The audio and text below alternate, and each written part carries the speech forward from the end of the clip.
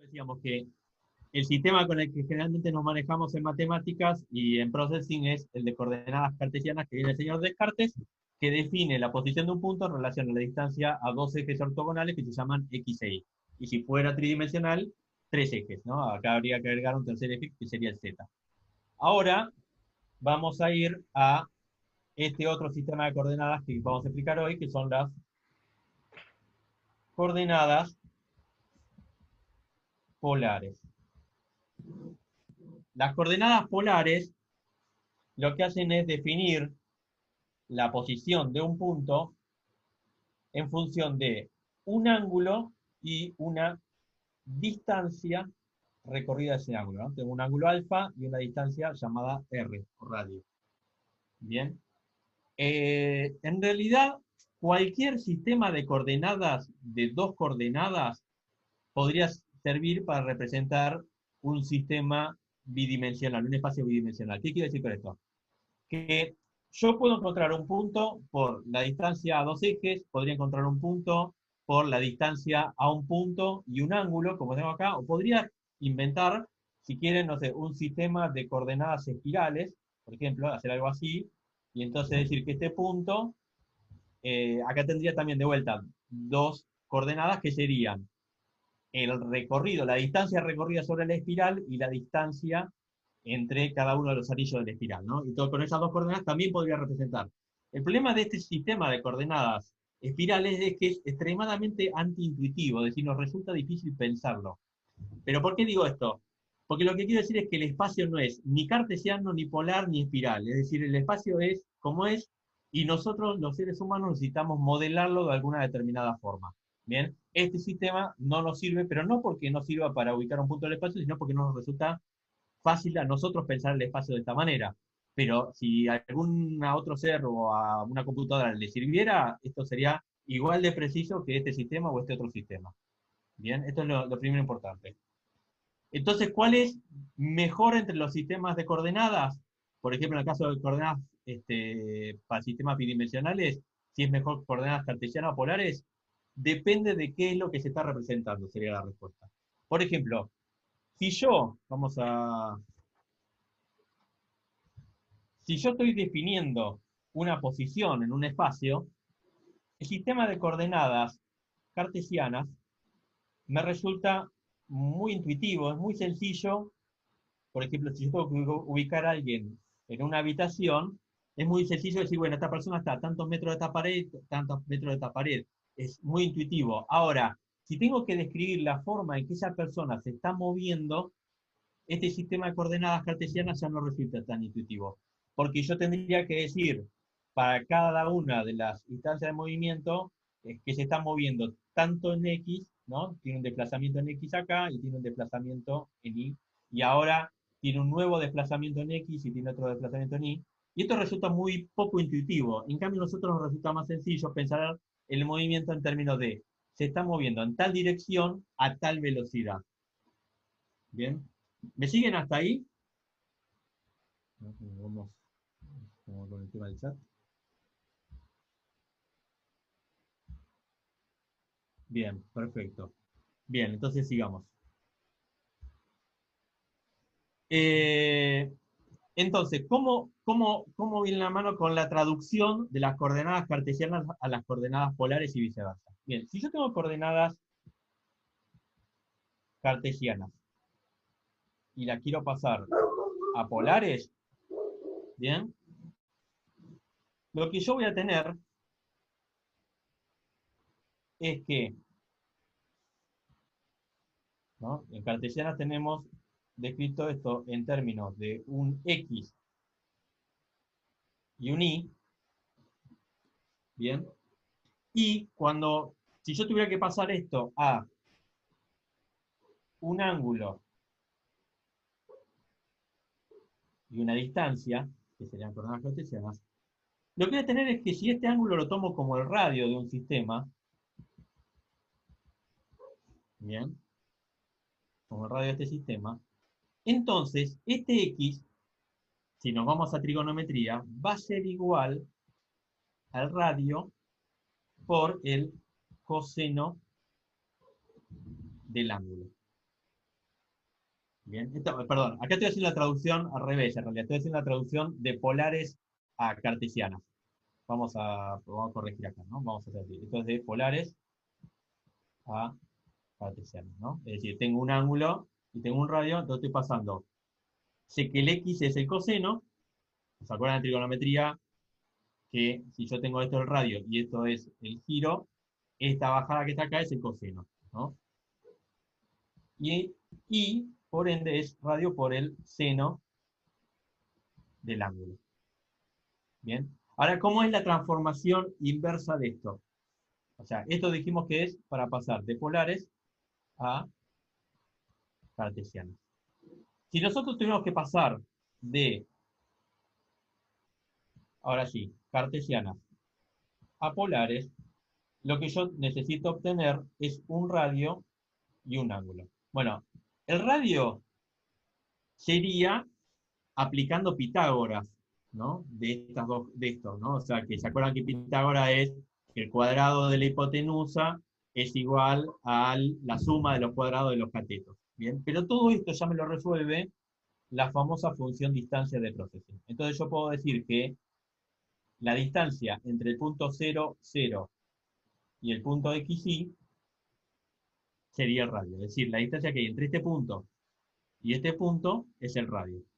Y el ángulo lo puedo obtener con otra función de processing, que es una función trigonométrica, que es la arcotangente al cuadrado de y sobre x. Y acá hay que aclarar que i tiene que ir primero. Es una de las pocas funciones donde i va antes que x. Bien. Entonces, con esto yo tengo la traducción de un sistema al otro y viceversa. Y de hecho, si yo me voy a Wikipedia y me fijo acá, en Wikipedia, voy a encontrar que acá tengo la traducción de polares a cartesiana, como dice, y acá de rectangulares a polares. Esto es la función distancia, que como era el radio al cuadrado, que la hipotenusa es igual a la suma de los dos catetos de x cuadrado más y cuadrado, lo que hace es se le quita el cuadrado a este y se pasa para este lado como raíz, ¿no? Entonces, esto que está acá es la función distancia, como estaría implementada. Y esto que está acá abajo es la función arcotangente al cuadrado que tiene processing. ¿Bien? De alguna forma. Bien, ¿cómo vamos hasta ahí? ¿Me siguen?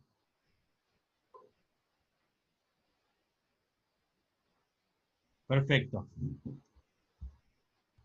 Hay una aclaración más que hay que hacer, que es, hay un caso particular de traducción de coordenadas cartesianas a polares, que lo voy a hacer acá, que es muy utilizada, que es cuando yo tengo dos puntos en el espacio.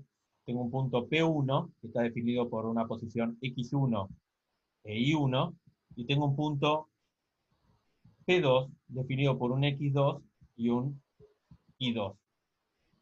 Si yo necesito averiguar la relación entre estos dos puntos, o sea, de este punto con respecto a este, por ejemplo, la distancia, ¿no? Si el radio es ahora esta distancia entre los dos puntos, esto sería la distancia entre x1, y1, x2 e y2. Esto ya lo saben desde primero.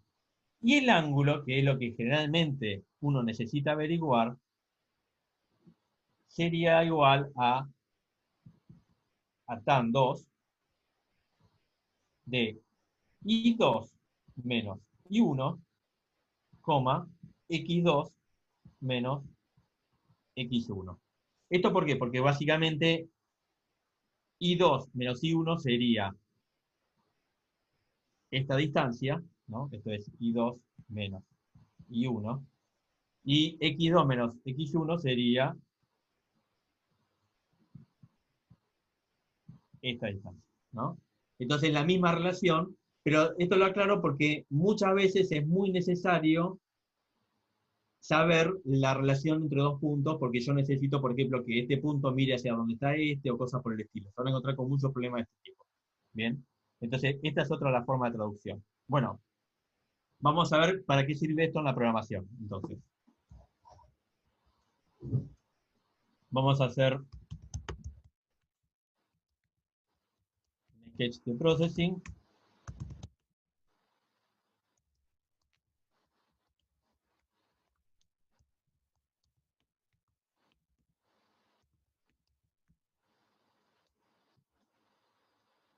Me lo voy a guardar en algún lugar para que quede guardado.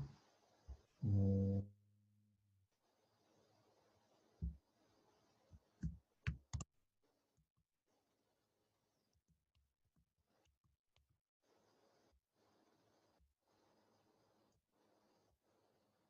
Hoy es 22, ¿no?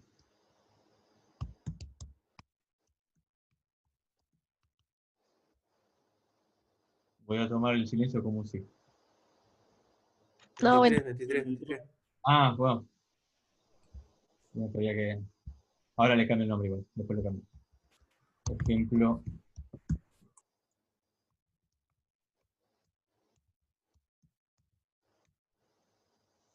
bien. Entonces, y vamos a hacer acá una pestaña para un objeto caminante, que es donde la cosa va a ser necesaria. Tenemos una clase caminante.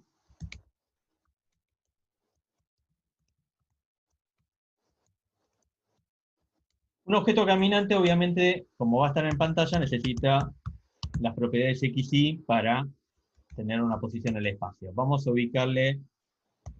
a inicializar esas posiciones con una posición al azar dentro de la pantalla, ¿no? Entonces la posición en X es una posición al azar a lo ancho, la posición en Y es una posición al azar dentro del alto de la pantalla, y vamos a hacer un comportamiento, un método dibujar para que este objeto se pueda dibujar con un círculo en la posición X. Vamos a ponerle acá un tamaño T y vamos a agregarle la propiedad T, va a ser para el tamaño, ¿no? Entonces, bueno, acá tengo mi constructor de la clase. Esto está explicado en cómo se programa objetos. Acá, si ustedes vienen a lo que es el canal, perdón, a ver, si vienen al canal de la cátedra, acá tienen la parte de clases objetos, que está explicado un poco cómo hacer objetos y todo ese tipo de cuestiones, ¿no? Y lo que estamos explicando hoy está acá en la clase de coordenadas polares y de caminantes. Entonces, volvamos a nuestro código. Si yo voy a declarar acá un objeto caminante, no duden en interrumpirme en cualquier duda que tengan, por favor. Y ya declaré acá el objeto caminante y ahora lo voy a inicializar, ¿no? Y acá lo que debería hacer, obviamente, es dibujar al objeto caminante. El background lo voy a poner en el setup porque quiero que limpie la pantalla una sola vez y a partir de ahí ¿cómo se llama?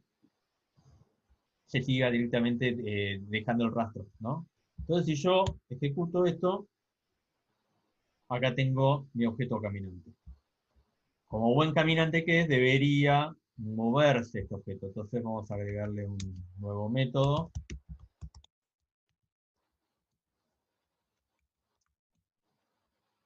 Y decíamos, bueno, yo podría hacer que se mueva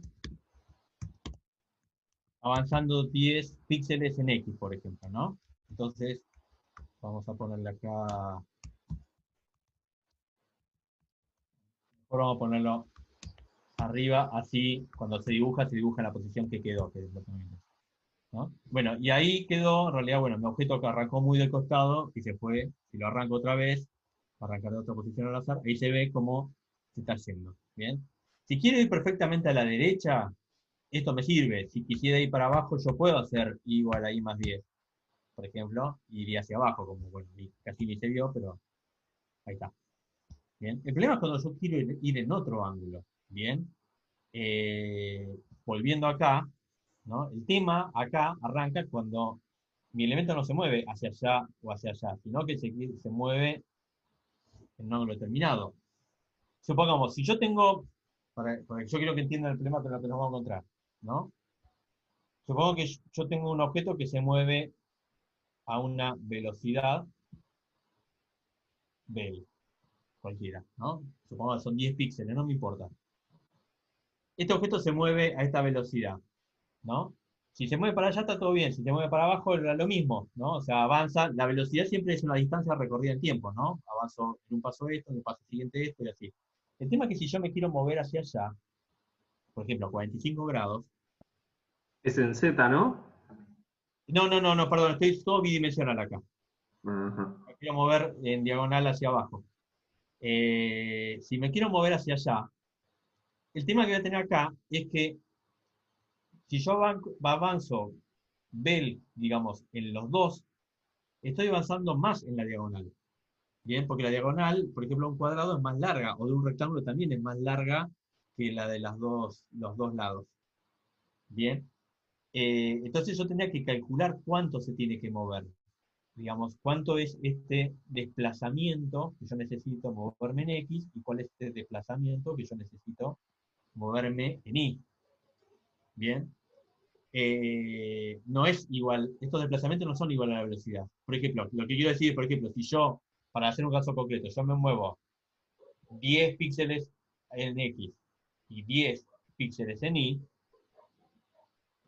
y hago las dos cosas en conjunto, me estoy moviendo en esta diagonal de esta manera, y esta diagonal no mide 10 píxeles. De hecho, mide, si vamos al caso, 10 píxeles por la raíz cuadrada de 2.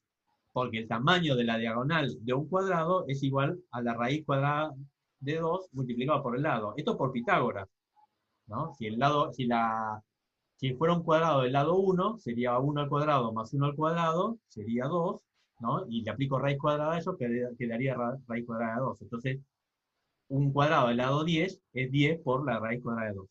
O sea, si los que se mueven en La Plata tienen, ahora no nos podemos mover en La Plata, es un ejemplo que está medio fuera de lugar, ¿no? Pero si tenían duda de cuánto se estaban ahorrando cuando agarraban un diagonal, y bueno, se están ahorrando, sería 2 menos la raíz cuadrada de 2, ¿no? O sea, por cada diagonal se están ahorrando 60 metros, ¿no? ¿Por qué?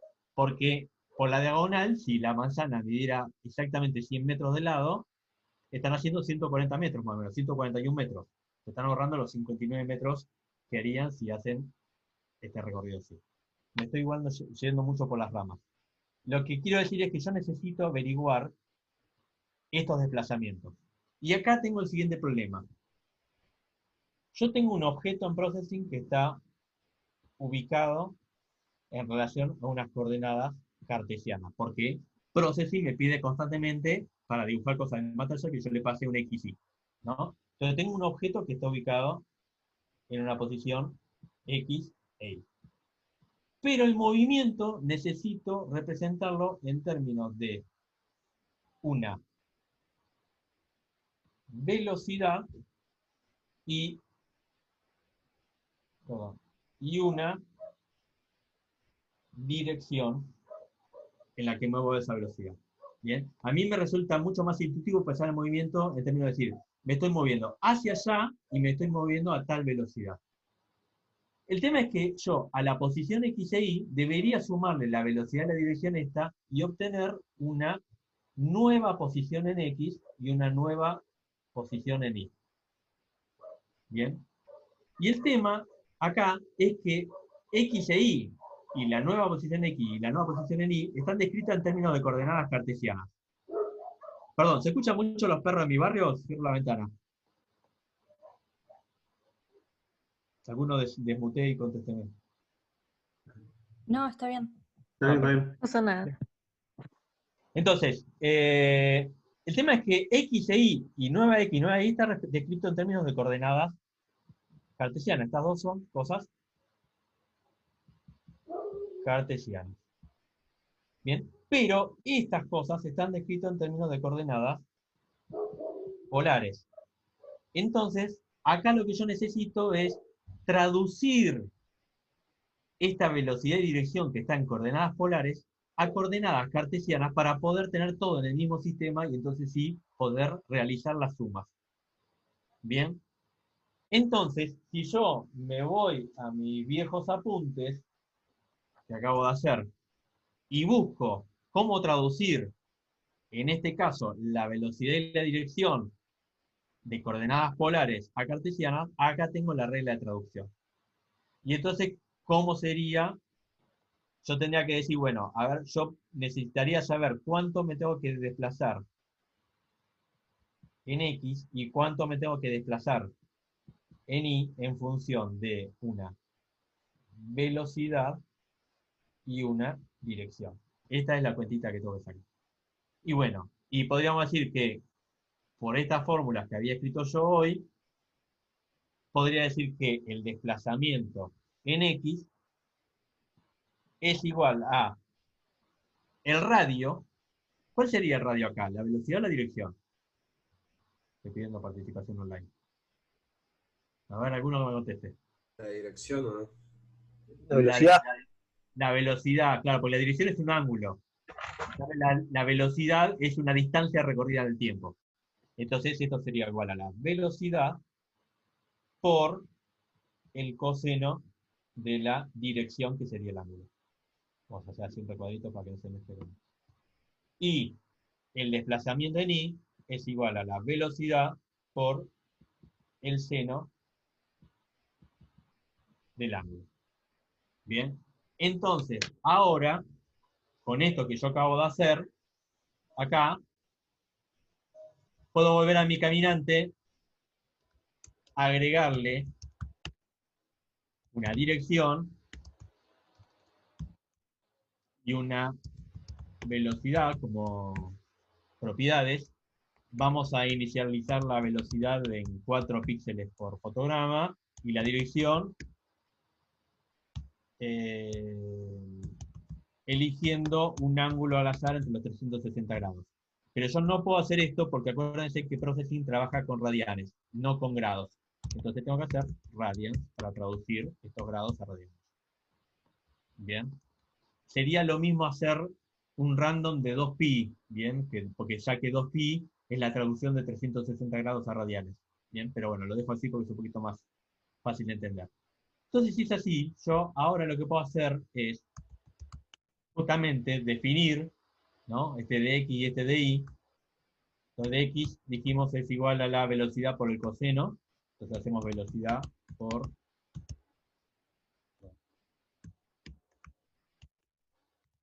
coseno de la dirección.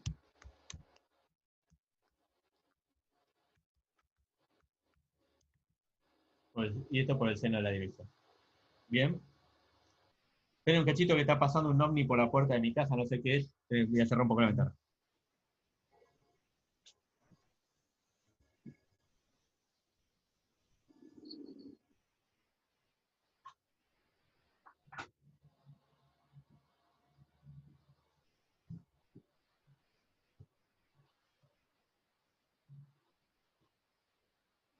Bien.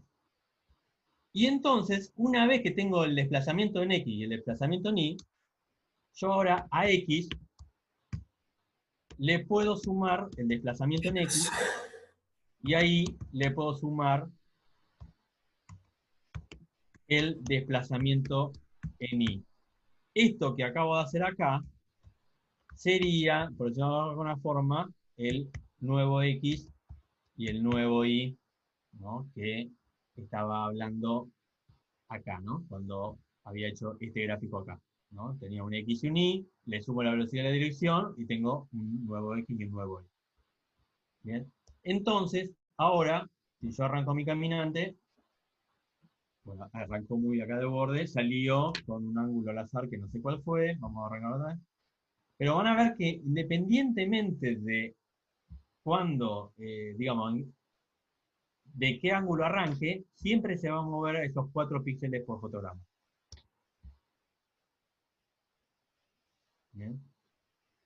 En todo caso, vamos a resolver acá el problema de que no se vaya de la pantalla. Y vamos a hacer, perdón, vamos a explicar espacio toroidal. ¿Qué es un espacio toroidal? Un espacio toroidal es, ¿me ven acá en la pantallita acá arriba? ¿A mí? es cuando, si yo salgo por un extremo, entro por el otro, cuando salgo por arriba, entro por abajo y viceversa. Bien. A ver, después lo puedo dibujar acá.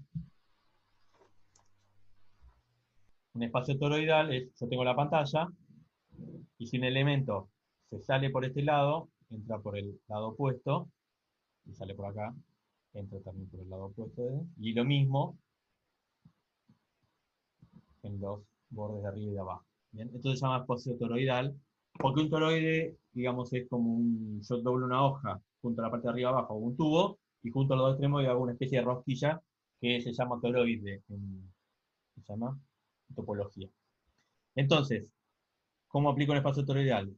Digo que X, y ahora voy a hacer algo que se llama condicional de asignación, que es, como si X es mayor que el ancho de la pantalla, entonces le resto un ancho a la pantalla, si no le dejo el valor que tenía. Esto que está acá es un condicional de asignación, funciona de la siguiente manera. Se pone la condición antes del signo de pregunta,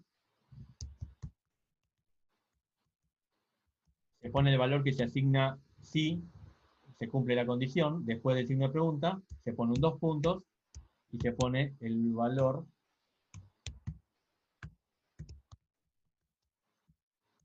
no se cumple la condición después del 2 puntos. Es como un if, then, Claro, else. claro, un if resumido, digamos. Es un if resumido que sirve para cuando uno tiene que asignar valor a una variable en función de una condición. Entonces te ahorra 5 líneas en una sola línea.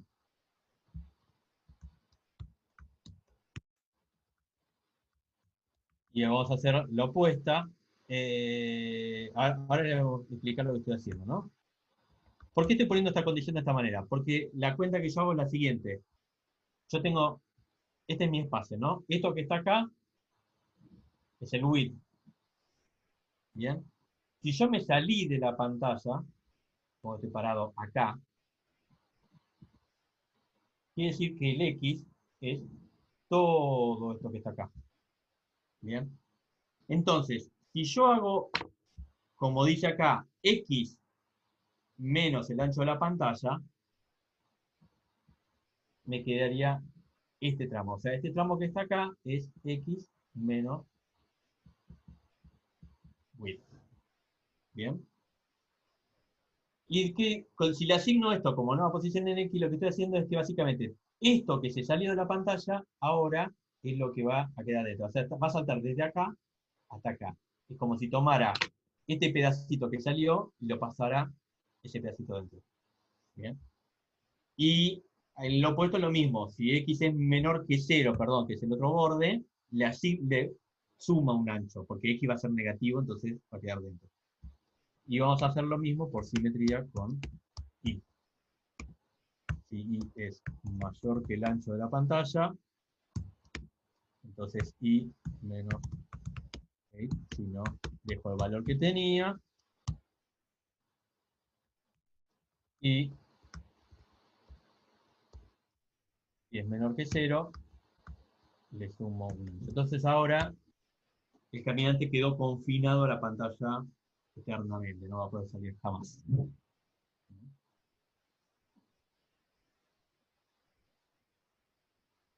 ¿Cuál es la gracia de usar coordenadas polares, por ejemplo? Bueno, vamos, espero que le voy a cambiar un poquitito el tamaño de esto. El tamaño está acá arriba.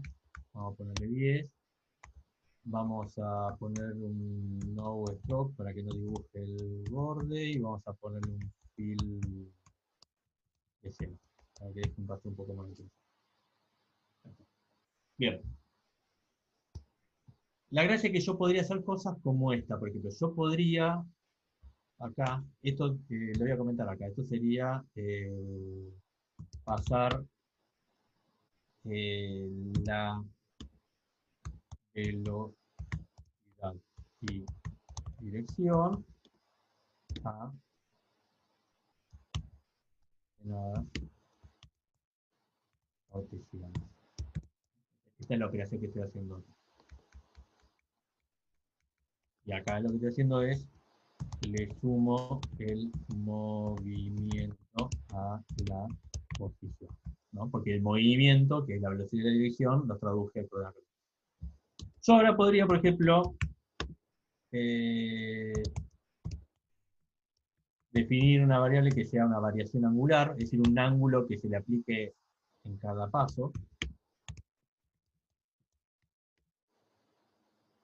¿No? Que podría ser de 3 grados, y entonces lo que podría hacer es a la dirección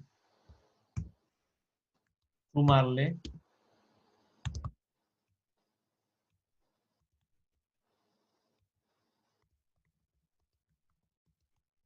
la variación angular. Bien, estos, obviamente ustedes saben que la forma abreviada de escribir dir igual a dir más variación angular, ¿no? O sea, dir igual a dir más variación angular, lo mismo que poner dir más igual, ¿no? Este más igual es esto. Y entonces, ¿qué pasa? Lo que pasa es que ahora mi caminante se mueve en círculos. Bien. Y esto es gracias a que es como si yo fuera en el volante y moviera levemente todo el tiempo el volante un poco para 3 grados para el costado, entonces mi auto va a andar en círculo. Bien. Este movimiento que estoy haciendo acá sería muy difícil de programar pensándolo en coordenadas cartesianas. Bien. Y en coordenadas polares, como yo tengo la posibilidad de manejar la dirección, resulta muchísimo más sencillo, ¿no? O puedo hacer cosas como, por ejemplo, vamos a hacer otro, si la dirección, la variación angular sea un random, por ejemplo, entre -10 y 10 grados, ¿no? Que sería como ir con el auto, con el volante, sacudiendo el volante, ¿no? Entonces, empieza a hacer estas cosas un poquito más orgánicas. También esto sería como muy difícil de programar en coordenadas cartesianas. ¿Preguntas en este punto? Ahora sí necesito que me guíen un poco para ver hacia dónde sigo. Yo tengo una duda. ¿Cómo es que funciona la función esta que usó Radiance? Que no la caso. Bien, muy bien. Vamos a explicar radial. Gracias. Gracias por la guía. Dejamos acá. Vamos acá. ¿Cómo funcionan los radianes? Muy bien. El tema es así. Nosotros en trigonometría generalmente se maneja, en trigonometría, en realidad en la matemática en general, nosotros estamos acostumbrados a representar, perdón, mi círculo es muy feo, ¿no?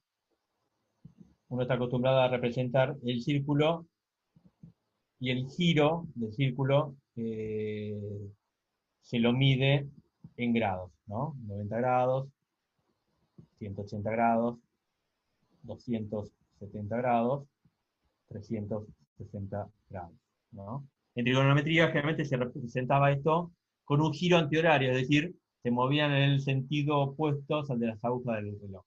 ¿Bien? Ustedes saben que los grados se dividen en 360 y giro. Esto viene de los sumerios, que usaban todos los sistemas en base de 12. Los tipos fueron de los primeros matemáticos de la humanidad y se dedicaban mucho al comercio, y descubrieron que fácilmente que el 12 era un número que era muy fácil de dividir por 2, por 3, por 4 y por 6, ¿no? Entonces lo hacían un número muy piola para comerciar, básicamente. Entonces, bueno, por eso nosotros todavía seguimos usando docenas de huevos, y por eso también tenemos el día dividido en 24. ¿Bien? Todo esto es gracias a los sumerios. ¿Bien? Pero lo mismo, bueno, esto es una forma de medir, digamos, uno podría medir esto de otra manera. En informática, generalmente, lo que se hace es, en vez de tomar un arco de radio de giro que sea un 360 del giro, lo que se hace es, se toma la medida del radio, ¿no? Ustedes imaginen como si tuvieran un barril y tomaran la mitad del diámetro, ¿no? O sea, la mitad de esta distancia, este es el diámetro, ¿no? El diámetro es la distancia del lado al lado opuesto, ¿no? Y si yo tomo la mitad, tengo el radio, ¿no? Del centro a la circunferencia tengo el radio. Si ustedes tuvieran un barril, tomaran esta medida y esta medida la volcaran sobre la circunferencia, hasta donde llegue. Esta distancia del radio volcado sobre la circunferencia es un radián, que equivale a algo así como 57 grados y monedas. ¿Bien? Pero es otra unidad de medida, nada más. No es más complejo que eso. ¿Bien? Lo que pasa es que es una unidad de medida muy distinta de la otra porque, bueno, vale como 57 veces la otra medida. Ahora, ¿cuántas veces entra el diámetro de una circunferencia en la circunferencia, ¿no? En el perímetro de la circunferencia? Bueno, si yo tomara toda esta distancia y vamos a hacerlo, ¿no? Vamos a dibujarlo así, y la volcara sobre la circunferencia, lo que voy a tener es que esta distancia entra una cantidad de veces que está definida por un número muy famoso que se llama pi, que ustedes saben que es 3,14 y acá sigue con infinitos decimales, ¿no es cierto? Este es uno de los números más famosos de la humanidad porque es el que define la relación que hay entre el cuadrado y el círculo, que son dos de las figuras más sencillas en geometría. Todas las culturas se chocaron con este problema, con el problema de pi, porque no podían definir un pi adecuado. Bien, si el diámetro entra pi veces en la circunferencia, el radio va a entrar 2 pi veces porque el radio mide la mitad del diámetro. Entonces, por ejemplo, si yo quisiera medir cuánto es un giro completo en radianes, un giro completo, o sea, el equivalente a 360, es 2 pi radianes, porque el radio entra 2 pi veces en el giro, ¿no? Si yo quisiera traducir 180 grados, diría pi radianes, ¿no? Porque es la mitad del giro completo. Así, de vuelta, 90 grados como la mitad de este, sería pi sobre 2 radianes, y 270 grados sería 3 medios pi radianes. ¿Bien? Es esto, es una unidad de medida distinta. Por suerte en Processing tengo la función radians, que me traduce grados en radianes, y tengo la función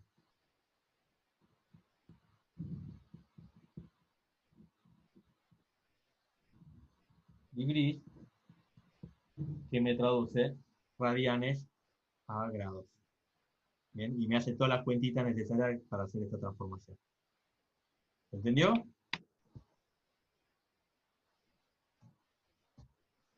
Pregunto a vos, Marco, que consulta. Sí, sí, sí, sí. Bien, perfecto. ¿Alguna otra consulta en este punto? Profe, yo tengo una duda, pero no tiene que ver con esto, sino con dudas que me quedaron de los videos, de las Sí, a clases. ver, si te las puedo... Es con respecto al uso del array list, Ajá, ok. que al menos en mi comisión no lo utilizábamos y no sé cuál es la diferencia del array común y en qué casos concretos se usa. Bien, vamos a aprovecharlo y lo explicamos. Vamos a explicarlo, vamos a seguir con el ejemplo este caminante con array list.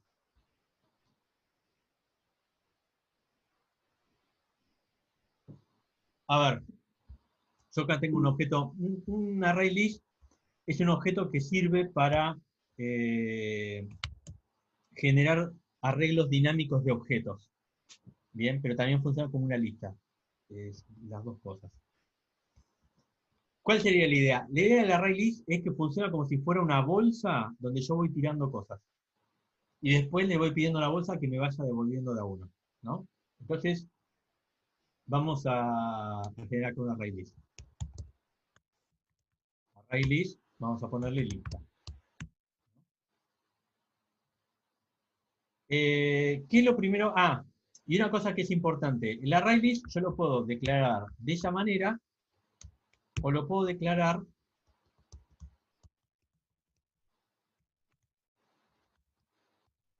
de esta manera. Bien. ¿Cuál es la diferencia? La diferencia es que si yo lo declaro así, es un array list que me permite meter objetos que son de distintas clases. Mientras que si lo declaro de esta forma, es un array list que va a trabajar solamente con objetos de la clase caminante. Bien. Y esto me va a permitir, digamos, esta forma permite, vamos a poner acá, trabajar con la sintaxis acá, especial de ciclo for para ArrayList, que ahora van a ver de qué se trata. O sea, si yo quiero trabajar con una forma que tiene ciclo for abreviada para recorrer ArrayList, tengo que declararlo de esta manera. Ahora vamos a ver cómo es eso. ¿Bien? Entonces, ¿cómo es la idea? A ver, vamos a...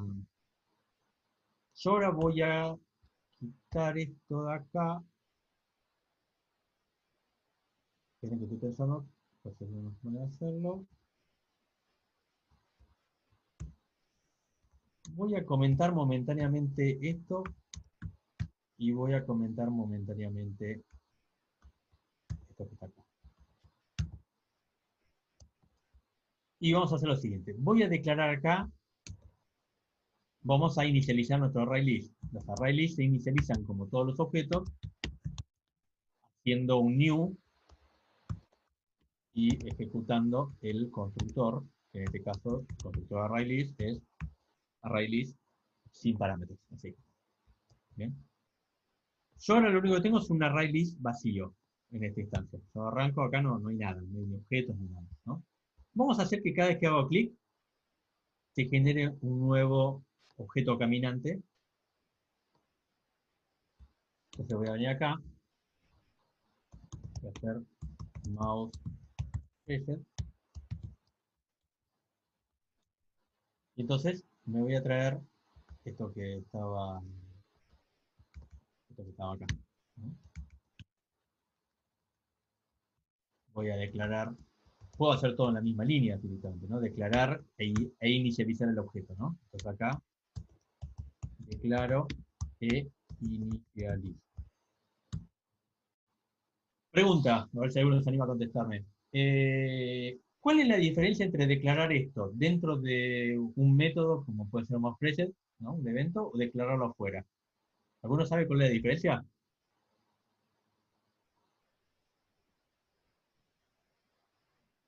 No me siento tan solo. Que se va a ejecutar solamente cuando hagas clic. Se va a ejecutar solamente cuando hago clic. ¿Y cuál es el ámbito de vida de esa variable?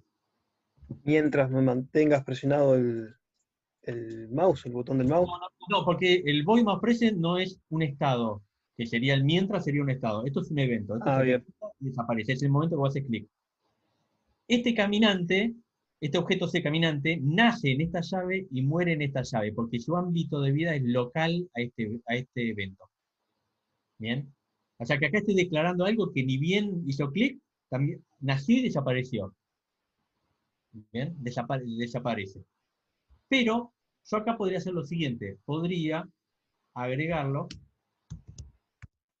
a la raíz usando un método que se llama add, ¿no? Entonces acá agrego C al array.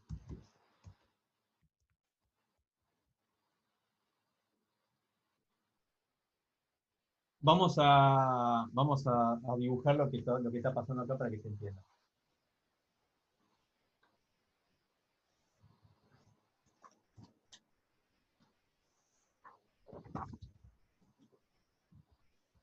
Cuando yo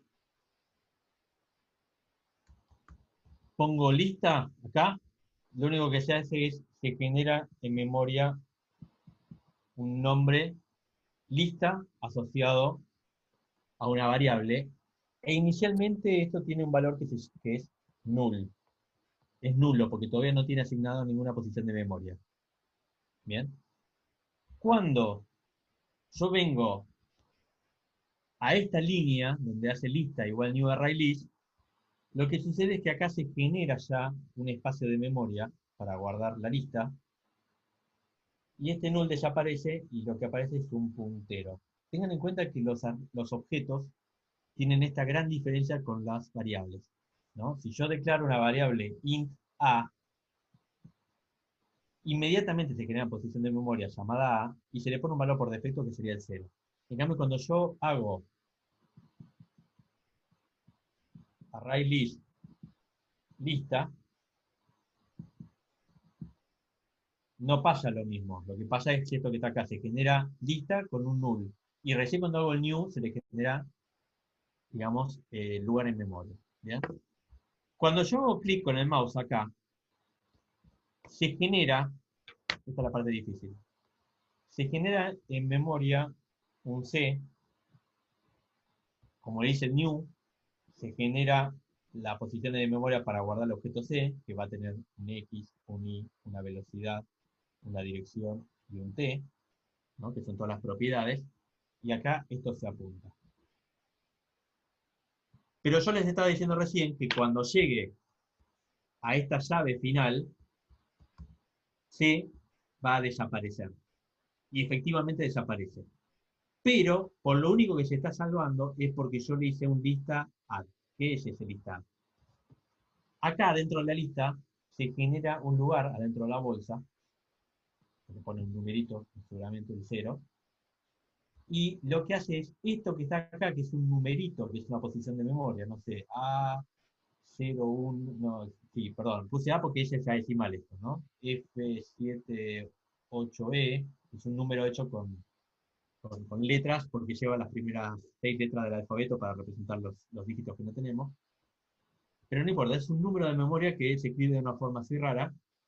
Y básicamente lo que hace es, le pasa esta etiqueta, este numerito, se lo pasa para que lo guarde acá. Entonces, lo que acá queda guardado el mismo numerito, que este numerito es donde arranca esta posición de memoria, ¿no? Entonces lo que pasa es que acá queda un puntero a esta posición de memoria. Yo la metáfora que siempre hago es que un objeto es como si fuera que yo tengo un perro con una correa. ¿Bien? La correa es con la que yo tengo agarrado al perro. Acá lo que está haciendo es como pasarle la correa y desaparece este nombre. Desaparece C, pero C es un puntero nada más. Lo que hace es, desaparece esto, pero como el perro sigue agarrado por la correa de la raíz, no desaparece. Pierde el nombre nada más. Es como si perdiera la chapita del nombre del perro, ¿no? Entonces no sabes cómo se llama, pero tenés la correa y lo tenés agarrado. Sabés que hay un perro. No sé si se entiende la metáfora, ¿no? Entonces, básicamente, si yo vuelvo a hacer por segunda vez clic, se va a generar otro C.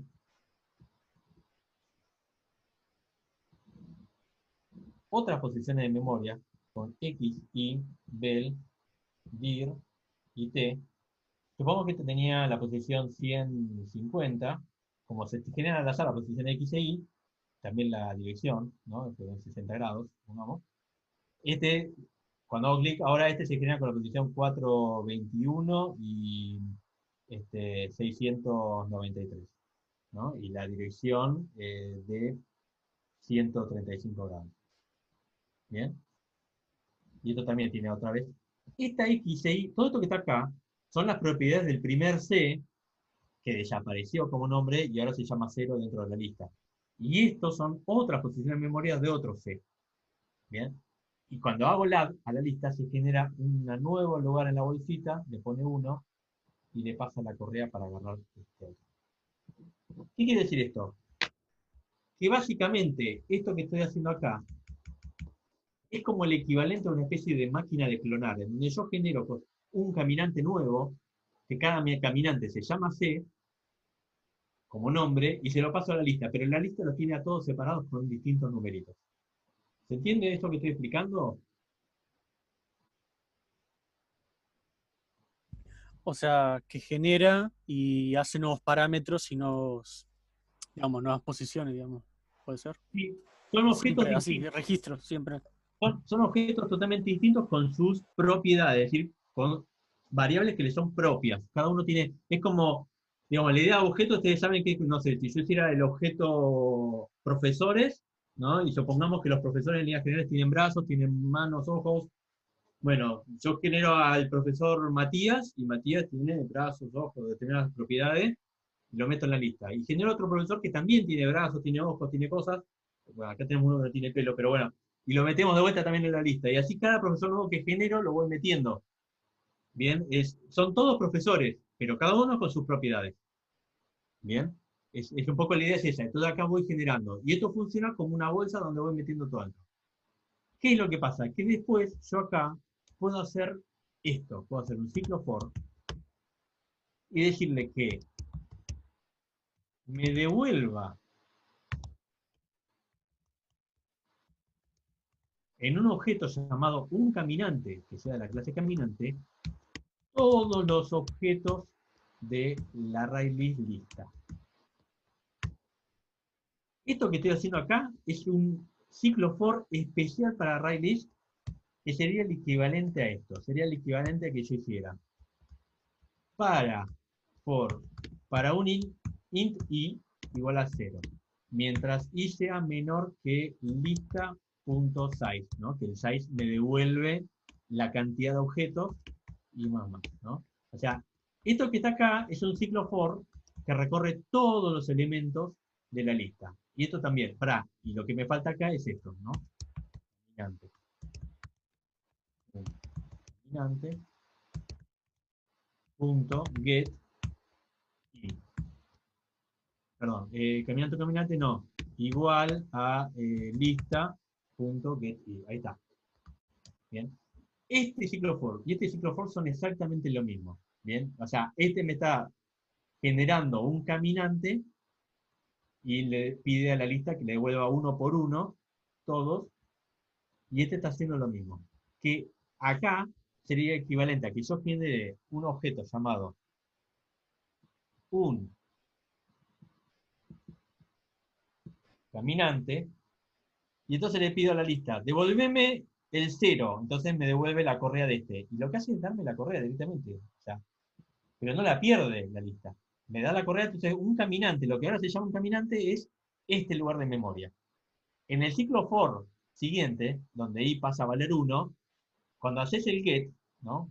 Para que se entienda, en esta línea que está acá, que hago el get, y le pido el get de 1, con i valiendo 1, lo que hace es sobreescribo esta correa, se borra, y me devuelve la lista la correa que tiene guardada en la posición 1. Entonces me devuelve la correa a este segundo objeto. Es como si ustedes fueran con una cajita, no sé, alguien les tuviera que dar cachorritos, y ustedes fueran con la cajita y dicen, dame un cachorrito, y todos le meten un cachorrito, y todos tienen la cajita, se llevan el cachorrito, no sé, lo tienen que peinar, por decir cualquier estupidez, ¿no?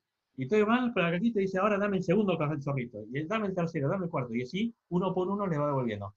Entonces, este objeto que está acá es un objeto de devolución, es un objeto para que la lista me devuelva uno a uno los elementos. Así como este objeto que estaba acá, era un objeto que servía al solo hecho de generación, de generar objetos. ¿Bien? Esto es muy común en los objetos y en el tratamiento entre objetos y ArrayList. Entonces, bueno, esto lo voy a comentar, porque por el momento no lo voy a usar, porque lo que tengo abajo es exactamente lo mismo. Hay una diferencia importante. Esta forma de ciclo for me permite tener acceso al índice. Si yo necesito saber el orden, por algún motivo, tengo que usar este ciclo for. En cambio, si no, no me importa en qué orden está, no importa cuál es el i que estoy recorriendo, esta forma me sirve, ¿no? Y entonces, ¿qué puedo hacer? Bueno, ahora, uno por uno, le puedo decir a todos los caminantes que se muevan y que se dibujen. Entonces, fíjense lo que va a pasar. Arranca. Cuando arranca, no pasa nada. ¿Por qué? Porque el draw tiene este ciclo for, pero el ciclo for no recorre nada porque la lista está vacía, tiene 0 objetos adentro. Bien. Ahora, donde yo hago un clic, apareció un caminante, y ahora el ciclo for es un ciclo for de 1 porque recorre ese. Ahora fíjense, si hago un segundo clic, va a aparecer un segundo caminante, si hago clic, aparece otro. Lo que pierdo un poco es que los caminantes aparecen en cualquier lugar, no donde hago clic, ¿no? Vamos a corregir un poquito ese tema. Profe, Entonces, perdón, vamos a... yo tengo una duda básica, ¿puede ser? Sí, por favor. Yo como que no termino de entender bien la diferencia que hay capaz entre usar el ArrayList y el arreglo normal, el que hicimos el año pasado. Como que estoy ahí, pero no termino de entender la diferencia Bien. total. No tiene una gran diferencia. La principal diferencia es que el ArrayList es dinámico. Es decir, no le tengo que dar un tamaño de entrada. Yo le puedo meter cuantos objetos quiera sin tener que definir previamente qué tamaño va a tener, por ejemplo. Esa es una gran diferencia. Después, fuera de eso, no hay una gran diferencia. ¿Sí? Ah, bien, bien, ok, joya, Otra gracias. diferencia que tiene es que un ArrayList me permite borrar objetos del medio. Por ejemplo, si tiene 10 objetos, me permite borrar el quinto objeto. Un array normal no. Bien, perfecto, gracias. Entonces, bueno, acá le estoy haciendo al caminante un segundo constructor para poder pasar la posición X y de afuera, desde afuera. Y entonces vamos a ver aquí, cuando genero el caminante con el mouse preset, le voy a pasar la posición del mouse para que el caminante arranque de donde yo hago clic. Entonces ahora sí, hago clic y los caminantes aparecen de donde yo hago clic, ¿no? Y si hago varias veces clic acá,